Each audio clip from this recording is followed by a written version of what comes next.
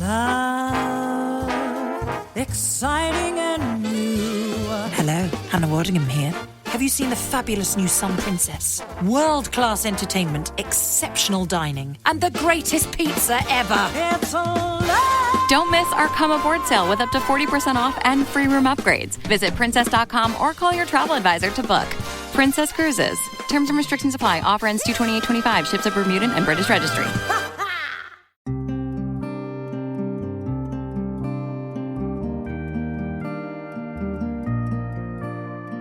This is Fortune's Wheel, podcast history of the late Middle Ages, and I'm Jonathan.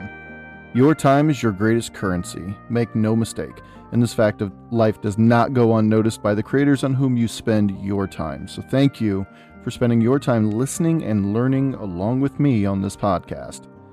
On this episode, we will be continuing to merge our Patreon-only series called The Book of Alexios, which details all of those parts of Alexios Komnenos' story that didn't make it into the public podcast. We'll be merging that with our public podcast series detailing the Normans in Italy and Sicily.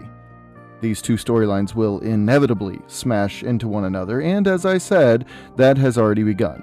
To be clear, we are not finished with our Patreon series. We will continue it on Patreon, but there will be times when the two storylines crash into one another. There's a lot going on in this part of the world, in this part of history. What happens in this particular episode will directly pertain to what we'll see from Robert Guiscard, which is why I chose to include this one on the public feed. I'm really excited about it, so I hope you enjoyed. If anybody wants to listen to the rest of these, please consider joining Patreon. The link is in the show notes. Now for a primer. Eastern Rome was struggling. Though we haven't explicitly said it lately, make no mistake that the same economic woes were still ravaging the empire. Civil unrest was still at a maximum, inside and outside of the capital.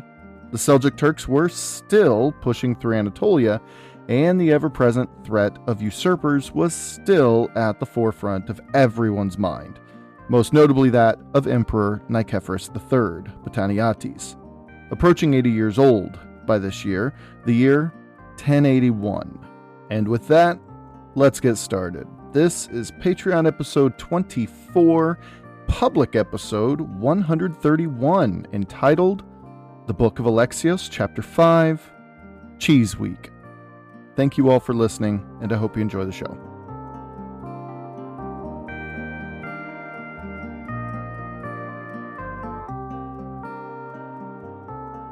Referring to her father's efforts to move against the emperor, Anna Komnene writes, quote, "It was during the night of Sunday in Cheese Week that my father made these arrangements.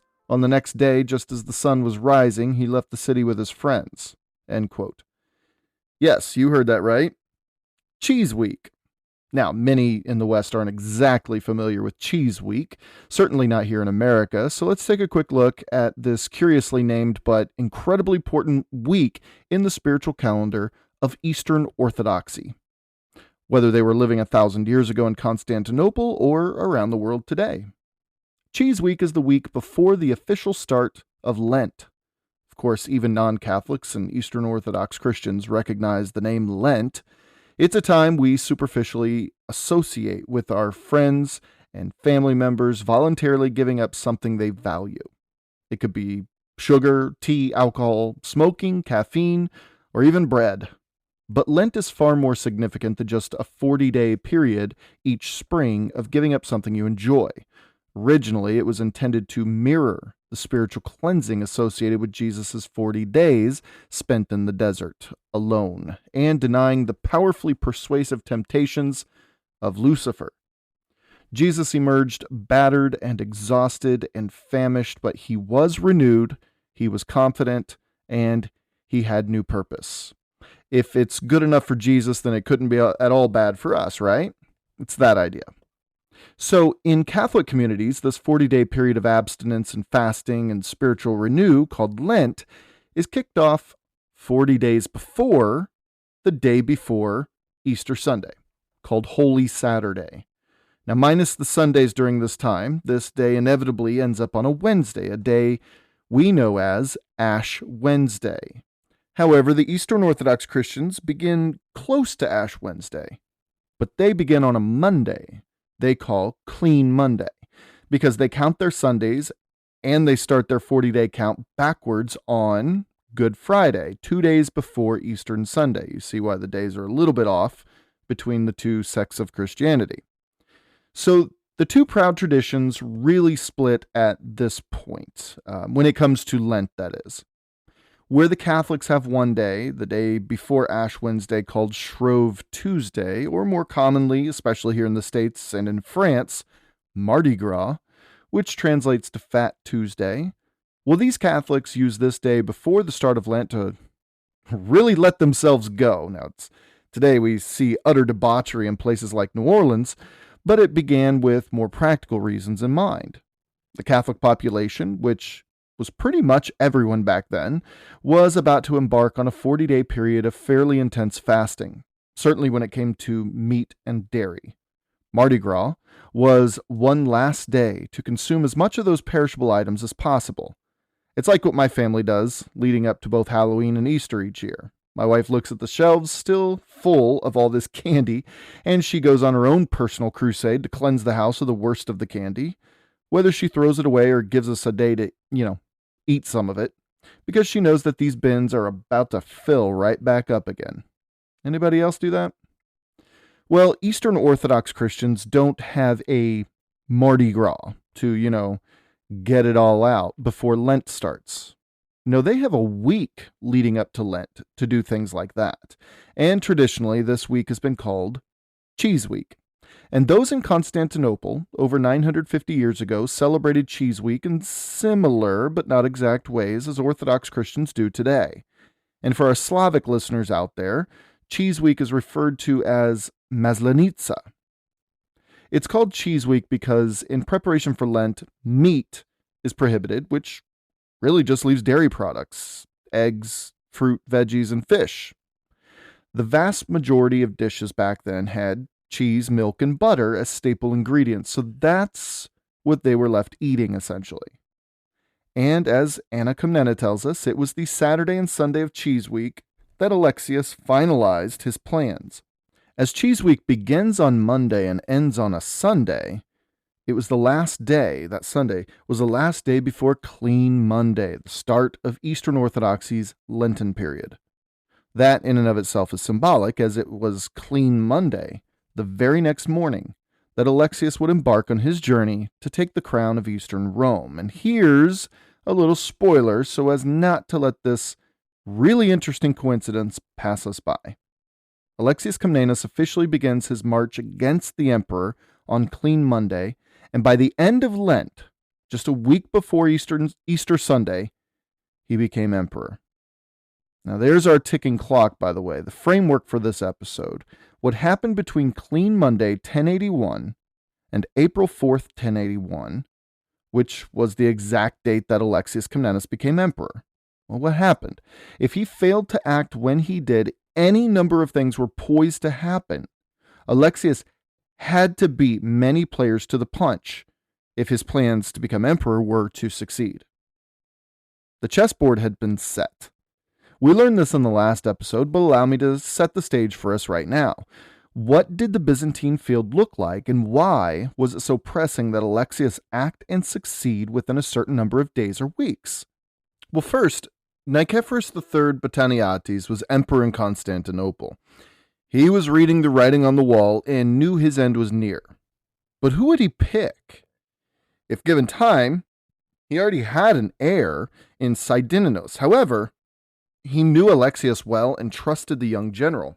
But there was another one out there declaring himself emperor too, another trustworthy, respected, and capable, fully capable man. Would he give the crown to this man instead?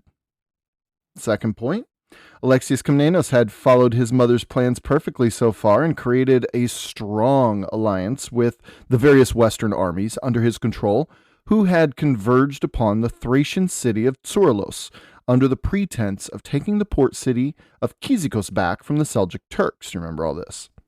He had spoken to the leaders of these various contingents and gained their support in taking the crown instead of taking back Kyzikos. Alexios had then made his intentions clear, but he had yet to officially declare himself emperor yet. One important note is that Alexios and Isaac returned to the capital after meeting with his men in Soros so as not to raise any suspicions. That's where we will find him today. Next, don't forget about the former slaves turned imperial advisors, Germanos and Borilos, who were plotting to steal Alexios and Isaac Komnenos and blind them behind the emperor's back. Their plans were already put into motion, so the Komnenoi had to rush their plans. Then, just before Alexios sent word to gain the support of his brother-in-law, Nicephorus Melissenus, who was the very capable general, powerful general of the Eastern Byzantine forces spoken about a minute ago, well, Alexios received a letter from Melissenus beating him to it. Melissenus had actually declared himself emperor and was appealing to Alexios to support his bid to claim the throne.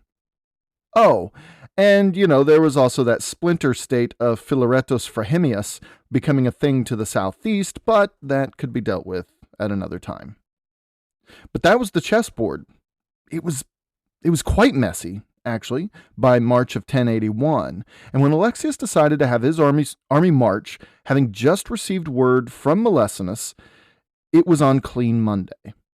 Anna even writes that the people were so excited for Alexios to take the crown that they even made up and sang a song as Alexios and his giant army marched out of Soros. It went something like this, quote, "On Saturday in Cheese Week, their plan went foot. Alexios, hurrah, had used his nut. Alexios, he's your boy. On Monday at dawn, the hawk was off and out of sight." End quote. Yeah, so probably not as catchy in English as it was in Greek, but Anna was kind enough to offer a simple translation of meaning here. She writes, quote, "The meaning of this popular ditty was roughly this. On the Saturday of Cheese Week, Alexios, you did wonderfully well because of your wit. But on the Monday off you flew like some falcon soaring on high, away from the scheming barbarians." End quote. Yeah, still not sure how catchy it is in English. There was also one minor, though still somewhat consequential situation that needed to be attended to while Alexios made his way toward the capital. See, Anna Delicini, again, the brilliant mother of Alexios and Isaac Komnenos, the mastermind of the Komnenoi family, well, she had arranged a marriage with the emperor between Nicephorus III's grandson and her granddaughter, the daughter of her late eldest son, Manuel, who died of an earache years earlier. Her granddaughter was being tutored by one of Botaniati's men, as was custom in order to ingratiate the young couple-to-be in each family structure, as well as the intricacies of governance, courtly customs, and philosophies. Anna Delicini was terrified that this tutor would leak information to the emperor. Remember, though Alexios, his officers, and his soldiers were now acutely aware of his real intentions, they were still marching under the pretense, more or less publicly anyway, of liberating Kyzikos from the Turks. So at the time, because arrangements had to be rushed, given the constraints of the situation, and the Botaniati's boy and his tutor were sleeping in a room in Anna Delicini's palatial home the night all this was forced to go down, we hear that they silently closed the bedroom doors and then actually barred the doors shut in order to eliminate these two from leaking anything to Nicephorus III. In the meantime, Anna Delicini arranged her entire retinue to head to church at sunrise, so servants had hastily organized the horses and saddled them to be ready at a moment's notice. The pretense, again, was to head to church. This was entirely believable, due to Anna Delicini being quite religious. She was quite devout, but the real reasons were slightly different. The machinations of Anna Delicini and her two boys were definitely in motion. There was no going back at this point, so it was time to move. But Anna Delicini, again, the devout lady she was, insisted on praying to the Virgin Mother for divine protection, and that she needed all non-military women and children in their party to join her. The more the merrier, she thought. Alexios and Isaac tried to talk her out of it to see to their safe exit from the city, but Anna Delicini was as stubborn as she was politically acute. But see, it was more than prayers she was after. She knew that every single successful emperor required the backing of the church leaders, and the boys couldn't refute this. Again, it was imperative for Alexios and Isaac to see this to the safety of the women in their lives. Anna Komneni writes, quote, "Before first cockcrow, they opened the gates, and taking with them their mother, sister, wives, and children, went off to the Forum of Constantinople on foot. They took leave of them there, and ran in great haste to the palace of Blachernae, while the women hurried to the church of Hagia Sophia." End quote. However, their plan to keep the tutor and the emperor's kinsman locked away failed somehow. Torch in his hand, the tutor was able to escape the room and caught up to the retinue in the streets. Anna Delicini spotted the man approaching them, and without hesitation, she knew her only chance was to win the man over. She said to him, quote, "Some people have denounced us to the emperor, I'm sure. I will go to the holy churches and get what help I can from them, and when day breaks, I will come back to the palace. So go now, and when the porters open the gates, tell them of our coming." End quote. It seems their fears of the man squealing were unfounded, as he left straight away to talk to the porters. There was an annex to the Hagia Sophia called the Sanctuary of Bishop Nicholas. That's where Anna Delicini was heading with her group. See, the Sanctuary of Bishop Nicholas had been built long before, but it had served the purpose as a safe haven for the criminally charged. Anna Komneni writes that she believes it was, quote, "purposely constructed by our ancestors for all accused persons, for if they entered its doors, they were freed from the penalties of the laws." End quote. But when they arrived, the verger, the man responsible for the sanctuary, initially refused to open the door, first inquiring who they were and what their purpose was for such an early morning visit. At this point, the sun had still not even quite begun to rise. It was very dark, which gave the whole situation a more cinematic feel, in my opinion. Someone in the party stepped forward and said, quote unquote, "Women from the East. They've spent all their money on necessary purchases and want to worship quickly before going home." Convinced of the lie, the verger unboarded the great doors to the sanctuary, and the women quickly ducked inside. This is where they would remain for the next few hours, but we're not done with them yet. As for Alexios and Isaac, they had left the women in the streets in the Forum of Constantinople. They ensured the women were delivered safely as close to the Hagia Sophia as possible without anyone seeing they were with the women, although they were still a little ways off down the street. From the moment they left their mother and the other women, the two brothers snuck through the dark, sleeping streets of Constantinople, and, surprisingly, they were heading straight for the belly of the beast. Well, one of the bellies of the beast anyway, as the Blachernae Palace was an imperial palace up in the far north of the city, near the outer walls. Piecing things together, because admittedly, Anna Komneni jumps around here so much it was hard to follow at points, took a lot of rereading, but I think I have it right here. By the way, I don't blame her. There was so much happening in various places around the city all at the same time. There were things that just didn't make it into the episode, by the way. It was hard to narrate one thread while keeping up to date on the others. There was a lot of kind of bouncing back and forth. Now, at some point immediately after they left the women in the Forum of Constantinople, the women then took the group down the road to the Hagia Sophia, where the sanctuary of Bishop Nicholas and all that was. At some point immediately after that, instead of heading north to the Blachernae Palace, away from the imperial palaces, the proper imperial palaces, they decided to go back, and they decided to go exactly into the great palace. Okay, so reaching this great palace, they snuck in and entered the Gymnasium. Remember, this was the name given to the women's quarters of the great palace. Now, inside, they secreted themselves into the room with the protovestiaria. The protovestiaria was actually an honorable position for the women of the court, as she was the person in charge of, the business end of the empress's life. The protovestiaria was in charge of everything from the empress's wardrobe to a young empress's education and ceremonial duties and whatnot. From the supervision of servants to organizing the entire gymnasium, the protovestiaria was a very respected position, had a lot of responsibilities. In fact, there was a male counterpart called the protovestiarius who did the same thing except for the emperor as well. Now, why would Alexios and Isaac risk everything to go into the great palace to notify the protovestiaria? Well, as we now know, this lady had the in on everything happening, so she could notify Empress Maria when the time was right. There are other connections to consider, though. I'm telling you, the story goes so deep here. See, Empress Maria's protovestiaria was none other than Caesar John Ducas's daughter-in-law.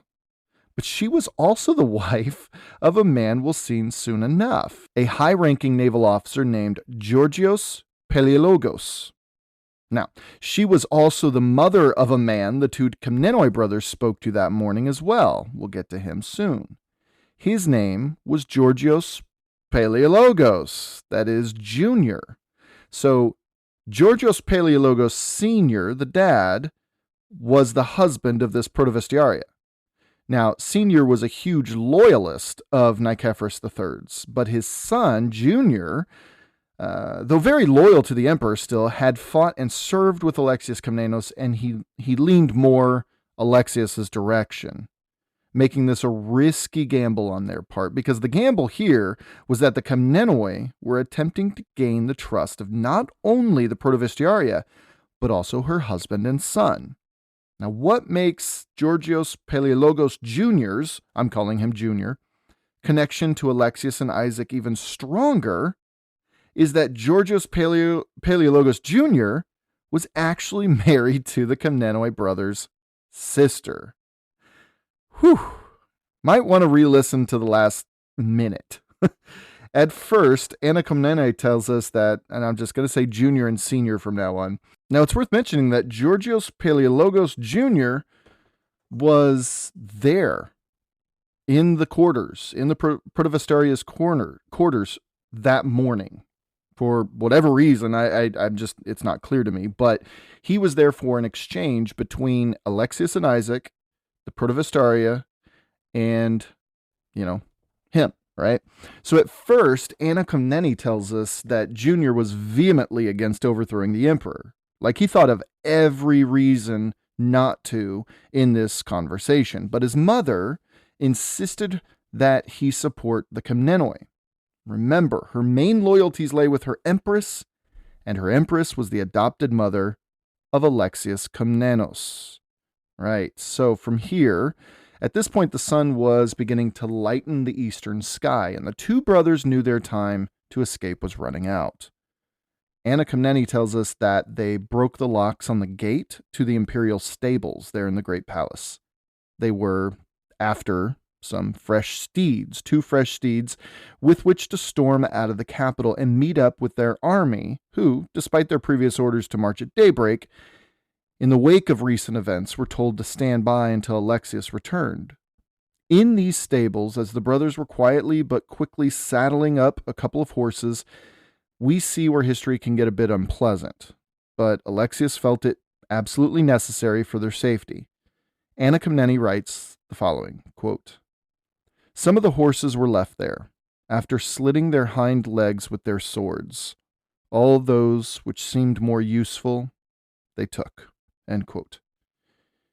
Yeah, so it's no different than in the movies when the hero is being chased. He slits the tires of his enemy's cars or, rushes out of the bar and kicks over the long line of Harley Davidsons. Only, these were beautiful, innocent creatures. They were incapacitating. Now, as Alexios and Isaac Komnenos were pushing their horses, and a few extra they found useful, as the passage stated, faster and faster out of the city toward their first stop of the monastery named Cosmidion. The sun was rising, and within an hour, the emperor would rise to the news of what had occurred with his megas domesticus, Alexios, and the arrival of the party of women and children entering into the part of the Hagia Sophia that has typically been used to house criminals on the run.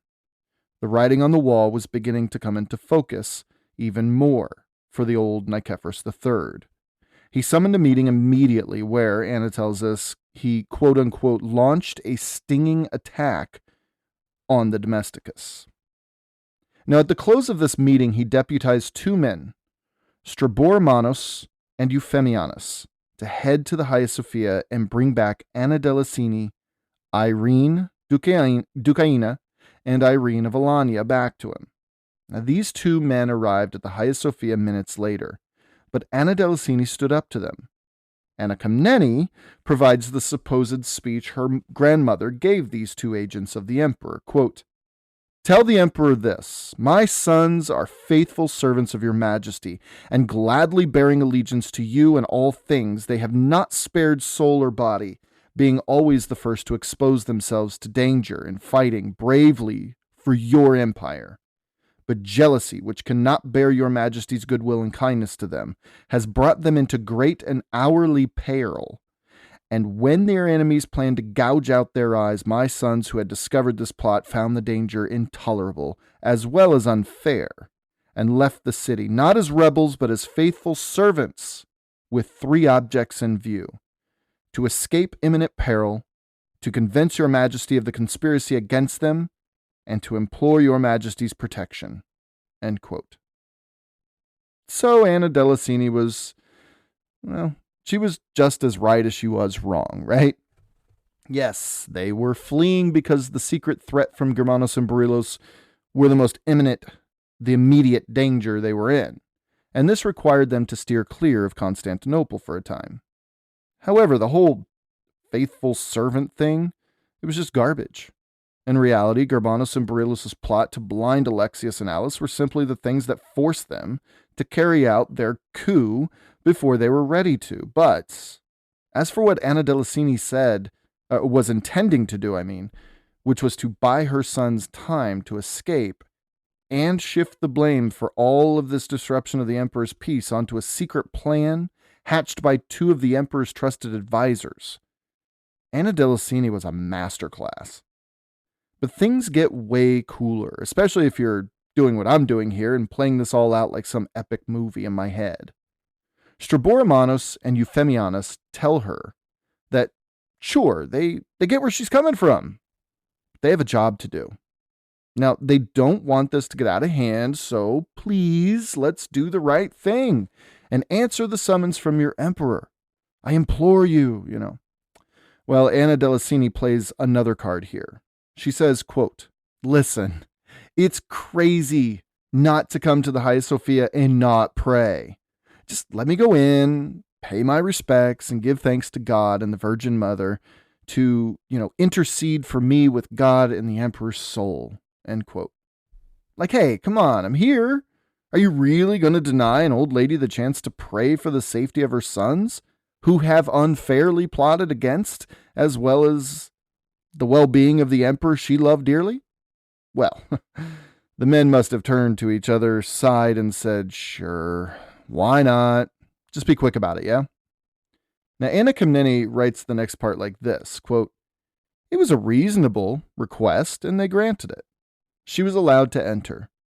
As if she were weighed down with old age and worn out by grief, she walked slowly, though in reality she was pretending to be weary, and when she approached the actual entrance to the sanctuary, made 2 genuflections. On the third, she sank to the floor and, taking firm hold of the sacred doors, cried in a loud voice, 'Unless my hands are cut off, I will not leave this holy place, except on one condition, that I receive the emperor's cross as guarantee of safety.'" End quote. Pretty awesome. Lowe's knows that free is just better. That's why MyLowe's Rewards is free to join. As a member, you earn points towards MyLowe's money on eligible purchases, get exclusive free gifts, and earn free shipping at Silver Key status, all on top of weekly member-only deals. Don't wait. Join MyLowe's Rewards for free today and start saving more. Lowe's, we help, you save. Loyalty program subject to terms and conditions. Details at lowes.com/terms. Subject to change. At this, Straboromanos and Euphemianus probably looked at each other once more and, exasperated, been like, "We really don't need this crap." But Straboromanus took off his own cross and handed it to her. But Anna Delicini ridiculed the size of his cross, saying it wasn't from the emperor, therefore it wasn't worth a thing to her. The cross, she insisted, needed to be large enough for all to see and directly from the emperor as his personal guarantee of safety. At this moment, as the two men were rolling their eyes, just wanting this lady to come with them so they could go to breakfast, pleased, having made done the bidding of the emperor, all that. Well, at this moment, a mysterious figure appeared in the church doors behind them. She pulled her veil back and revealed herself to be Irene of Alanya, first cousin of Empress Maria, and wife of Isaac Komnenos, making her the daughter-in-law of Anna Delicini. Irene of Alanya firmly declares to the two men, quote, "Let her go if she wishes, but we are not leaving this church without a guarantee, even if we have to die," end quote.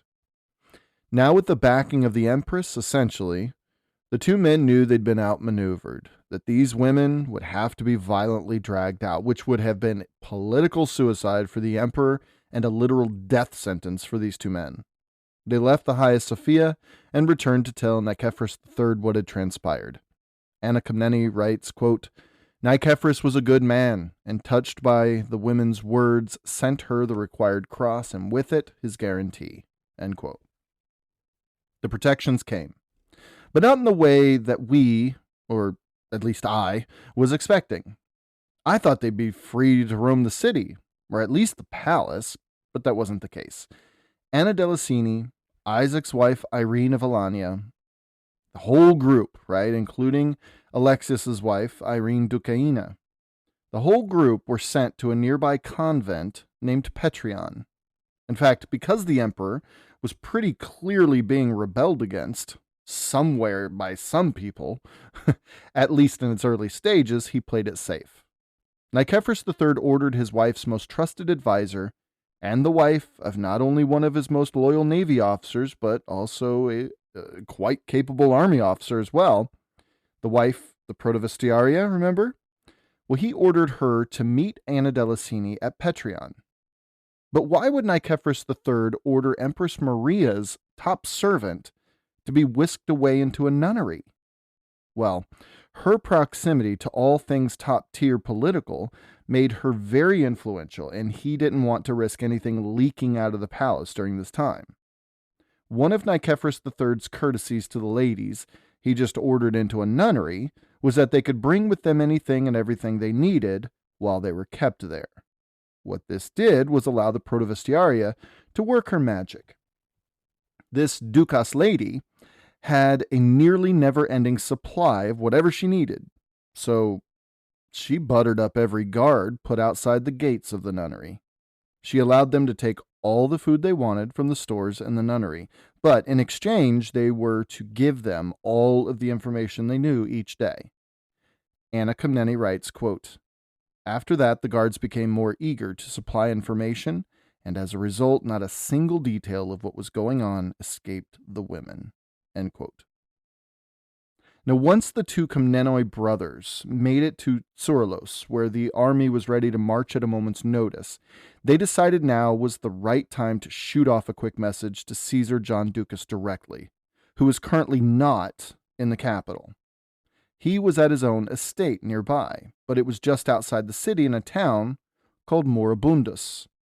And there is this funny little scene where his young grandson, also named John, was already up. He was already woken up and wreaking havoc around the house while Grandpa slept in, right?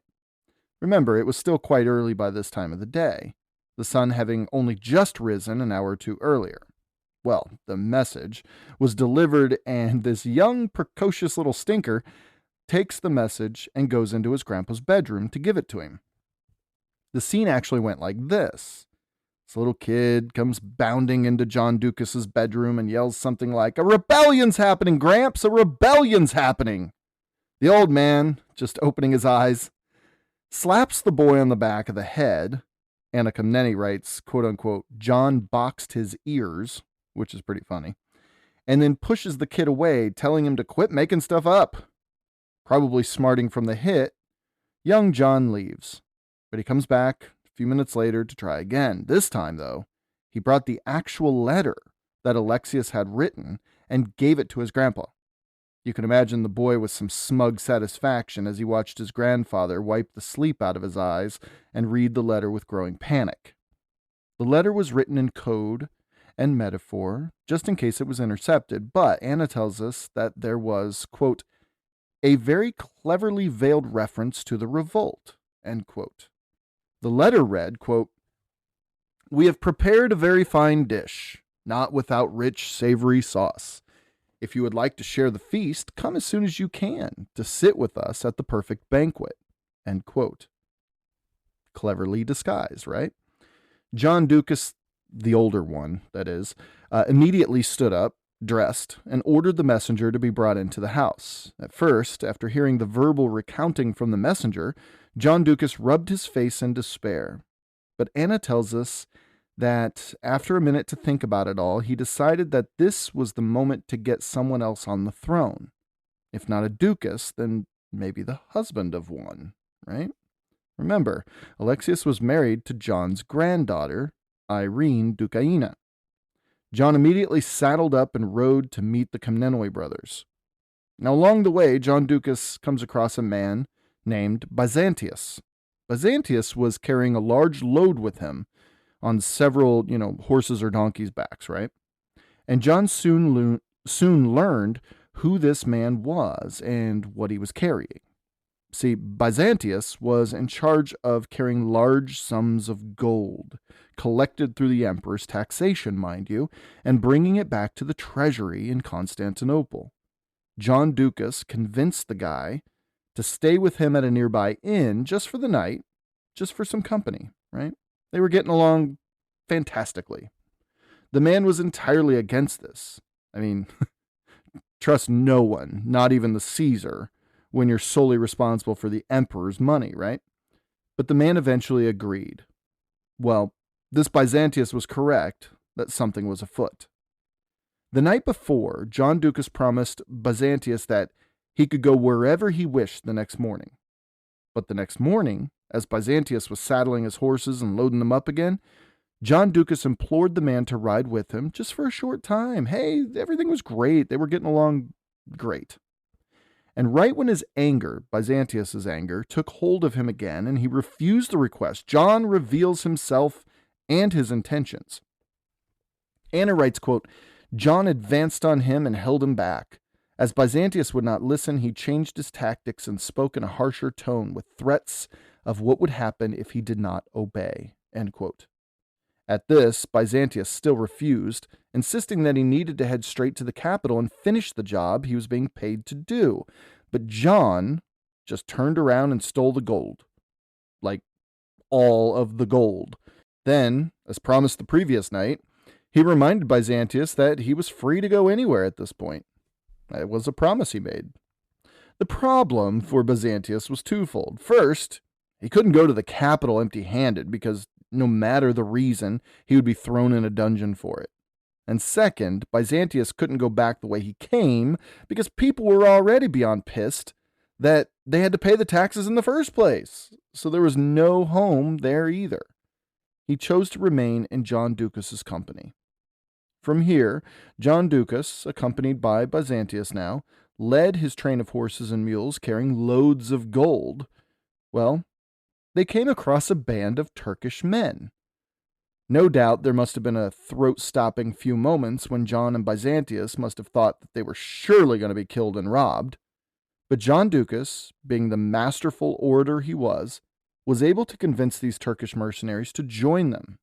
Yeah, promising that whatever they saw on the backs of these beasts was a mere drop in the bucket to what the new emperor could and would give them if they joined his cause.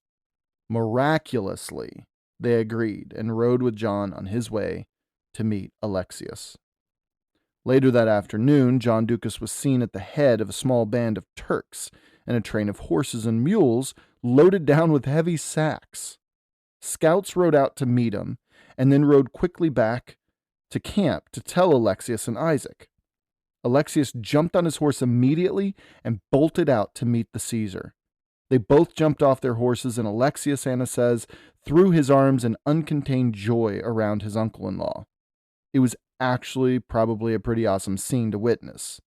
Imagine writing a letter to an influential old man only to see him show up, thinking he was going to show up alone or, but see him show up with bags and bags of gold and a small band of mercenaries to help out.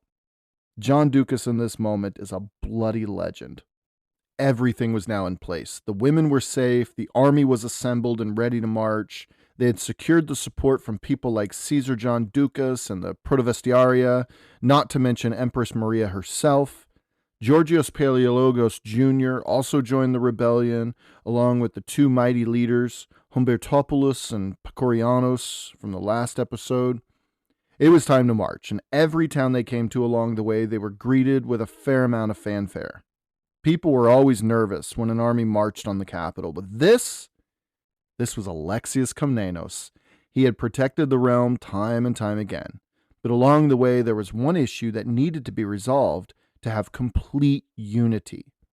It seems that all who were marching with Alexios were on board. However, there was still a split in loyalties, and in reality, many of the army were following not Alexios, but his older brother Isaac. Why? Well, Isaac, to be sure, was another respected warrior and leader. Sadly, Isaac Komnenos was captured twice already by the Turks and was ransomed each time, which never looks good. But he saved a lot of face when he was sent to the powerful walled city of Antioch to gain control of its situation with both the encroaching Seljuk Turks as well as a massive amount of internal strife and corruption. Isaac did well in his few years there, but he was called back to his little brother's side in 1078 when Nicephorus III usurped the crown. People admired and loved Isaac Komnenos, but his little brother Alexios simply gained far, far more critical acclaim through his military exploits. Remember, the Komnenoi family didn't just appear out of nowhere. Alexios' grandfather, Manuel, was a trusted general in the service of the great Basil III, the Bulgar slayer. And his two sons, Isaac and John, that is, Manuel's two sons, Isaac and John, were major leaders, both militarily and politically later. This Isaac became Emperor Isaac I Komnenos back in the late 1050s, remember. Alexios and Isaac were the sons of John Komnenos, and they had an older brother, also named Manuel, who was one of the most promising military minds in the empire at the time, but sadly he died of that ear infection just before Manzikert. From there, well, we know about Alexios' history by now, especially those who have been listening to the Patreon series called the Book of Alexios. Anna Komnene writes about this split in the army. To be clear, all were on board with what was happening, but some felt that Alexios had earned the crown himself, but that Isaac, being the elder brother, deserved it, right? She writes, quote, "The majority prayed that the throne would fall to Alexios, but Isaac's supporters had not given up hope. They did their best to win the support of everyone for their man. To all appearances, the division was irreconcilable. Some keen for Isaac to become ruler of the empire, some for Alexios. All those present working hard to canvass votes for their own choice, pulling all the strings, as they say, and cleverly making use of every device to have Alexios proclaimed emperor. Thus they converted everyone to their way of thinking, and Isaac's support gradually ebbed away." End quote. Alexios' accession wasn't a given. Even considering that he still had yet to depose the emperor, there were still a number of small obstacles to overcome. Admittedly, I, like countless others to write about this in the past, have been narrating this as if Alexios was the only actual candidate. But I want to make clear that that is only able to be done with the hindsight of over 900 years. At the time, it wasn't so cut and dry, but we learned that John Ducas, ever the power broker, was rallying those around Alexios. There was no ill will toward Isaac, again, to be clear, but they were marching for the crown, and they needed to provide a united front for the strongest candidate. In John Ducas' estimation, Alexios was the strongest. Anna says that, quote-unquote, Caesar John simply proved irresistible. Some of the arguments were quite compelling for Alexios. Anna writes, quote, "What did the Ducai not do? What did they not say? What benefits did they not promise to the officers and to the rank and file of the army if Alexios was raised to the imperial throne? He will reward you," they declared, "with most magnificent gifts and honors, each according to his deserts, not haphazardly like ignorant generals of no experience. Alexios has been your army commander for a long time, and the Megas Domesticos of the West. He has shared salt with you, fought bravely at your side in ambush and set battle, sparing neither body nor limb, nor even life itself for your safety's sake, again and again, crossing with you over the mountain and plain, knowing the miseries of war and understanding you well, both as individuals and as a unit. He is dear to Ares, and more than anything, appreciates brave warriors." End quote. So I found a lot to dissect there, some of it quite subtle and easy to overlook. Whole episodes could be spent on the line, "He shared salt with you," due to the necessity and value of salt throughout history, something that we today take wholly for granted. Marble, granite, obsidian, in my humble estimation, as important as these rocks were to human history, none of it holds a candle to salt. Another part is the one about Alexios being dear to Ares, as that one single line was a powerful one to the Byzantines. As I said before in the podcast, we simply cannot forget that though these were devout Eastern Orthodox Christians who spurned all things non-Christian, dismissively labeling all of it as pagan, the stories and myths of old still played a major role in their lives. They may not have believed in those gods and goddesses, but they certainly utilized the wisdom gained from it all. To liken Alexios to Ares was a massive hit to their psyche, equating Alexios to the epitome of a warrior and brother to the warrior. When you're currying the favor of warriors, it's good to invoke things like invoke the things they would most appreciate, right? So that was the public game being played on their march toward Constantinople, but internally, something peculiar was also happening. A little brother was still giving homage to his older brother. See, Anna tells us, quote, "Meanwhile, Alexios himself treated Isaac with every respect, allowing him precedence at all times, through brotherly love." End quote. But Isaac knew that his little brother, though showing respect for his elders, which was admirable, was merely wasting time. Sure, Isaac had his supporters, but he knew that it was a failing idea, failing more and more with every step toward the capital. Isaac knew that they were all wasting precious time. Isaac knew he would never be emperor. But he also knew that Alexios would most likely be the better one. So there came a time that he would need to step up and publicly put a lid on any aspirations of him becoming emperor. Anna writes, quote, "Isaac stood up and taking the purple-dyed sandal tried to put it on his brother's foot. Alexios objected again and again. 'Come,' said Isaac, 'it is through you that God wishes to recall our family to power.'" End quote. She later says that Isaac, quote unquote, forcibly put on the purple sandal and, quote unquote, the Ducai led the acclamations. She goes on to describe the moment, quote, "It was indeed an extraordinary sight. Here were men who before had divided loyalties, prepared to face death rather than disappointment of their hopes. Now in one swift moment they were so united in purpose that all traces of faction were obliterated. One would have thought there had never been a difference of opinion." End quote. And thus Alexios Komnenos, with the insistence of his elder brother Isaac, became the one true claimant of the throne within that army. But, as mentioned before, there was another claimant to the throne besides the emperor himself, and this was, by all accounts, merely coincidental. It just happened to be at the same time, which is just funny. Neither Alexios nor his brother-in-law Nicephorus Melissenus were aware of what the other was doing during this time, and the declarations of their intentions to become emperor were made simultaneously yet separately. Remember the letter sent by Melissenus to Alexios and Isaac, asking for their support in his bid to the throne. received just as Alexios was about to order a letter written to Melissinos asking for the same thing. In light of this letter from Melissinos a few days earlier, and the now unanimous decision to elevate Alexios to the crown, Alexios directed a new letter to be written to Melissinos. But this is where we will begin our next episode. This entire sequence of events took place in the span of just a few days. If you could believe it. A lot happened on this episode.